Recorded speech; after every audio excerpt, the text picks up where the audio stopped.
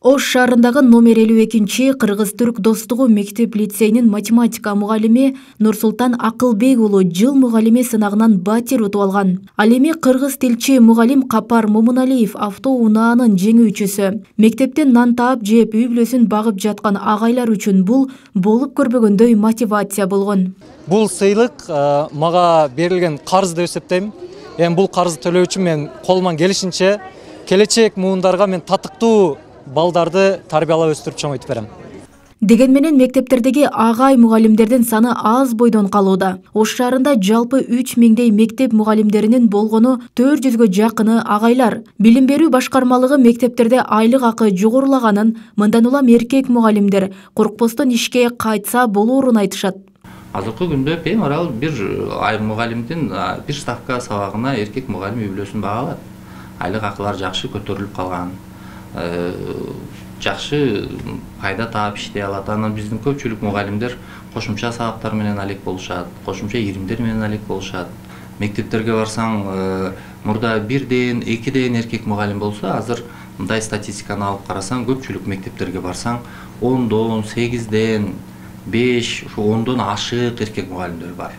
Билим берүү жана илим министри Улукбек Мамбетакунов мектептерде эркек мугалимдердин азайып баратканына тынчсызданып, кайрылуу жасады. Мындан улам мектеп агайларга муктаж аттуу акция жарыяланды. Акциянын максаты агайларды мектепке тартуу жана мектептер агайлардын үнүнө муктаж экенин билдирүү.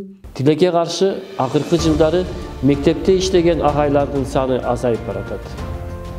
Бул көрүнүш биздин балдарыбызга тарбия ишин жүргүзүүдө кандайдыр бир жетишпестиктерге алып келиши мүмкүн. Башка өлкөлөрдө көбүнчө мугалимдер эркек болушат да. Өнүккөн өлкөлөрдө, Европада эркек мугалимдер аябай көп болот. Анан бул эркек мугалимдердин мектепке барбай жатышы бир эле чоң эле бир себеби бул айлык. Агай мугалимдердин аздыгы өзгөчө айыл жерлеринде байкалат. Анын бирден бир себеби айлык маянанын аздыгы болуп келген. Өспүрүмдөр үчүн эркек кишинин тарбиясы да өзүнчө орунду ээлейт. Миграция агымынан улам акыркы жылдары жаштар үчүн эркек кишинин тарбиясы жетпей жатканын педагогдор да байкаган.